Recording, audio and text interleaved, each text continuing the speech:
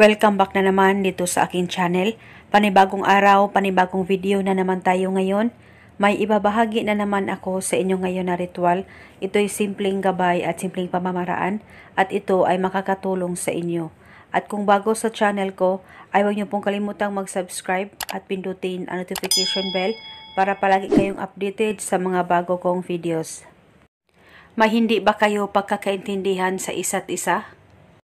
Gusto mo ba na siya ay iiyak araw-gabi sa kakaisip sa'yo?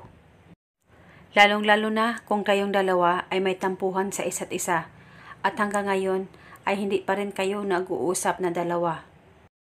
Gawin mo lamang itong ritual na ituturo ko sa inyo nang sa ganon maging okay at maayos kayong dalawa ng partner mo at dapat kayo ay palaging naniniwala sa mga ganitong pamamaraan. Ang gagawin mo lamang ay kumuha ka lamang ng papel at panulat kahit anong kulay at isulat mo sa papel ang pangalan at apelyido ng partner mo o ng mahal mo ng 3 beses pangalan at apelyido niya. At pagkatapos kumuha ka lamang ng maliit na garapon o maliit na baso at tupiin mo itong papel at ilagay ito sa baso o sa garapon na inihanda mo.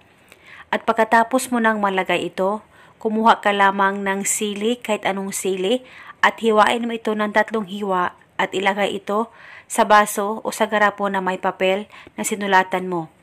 At kung wala naman kayong sili ay pwede po chili powder. Kalahating kutsara po ng chili powder ang ilagay nyo sa garapon o sa baso na may papel. At pagkatapos mo nang malagay lahat sa garapon o sa baso, hawakan mo ito ng mahigpit, mag-focus ka, mag-concentrate at banggitin mo lamang ang mga salitang ito.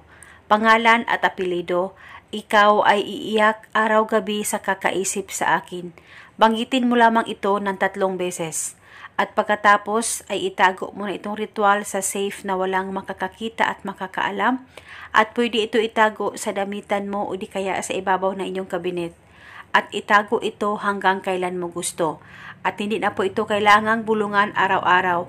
At kung gusto mo naman itong bulungan ay wala pong problema, mas okay po. At eto muna sa ngayon, may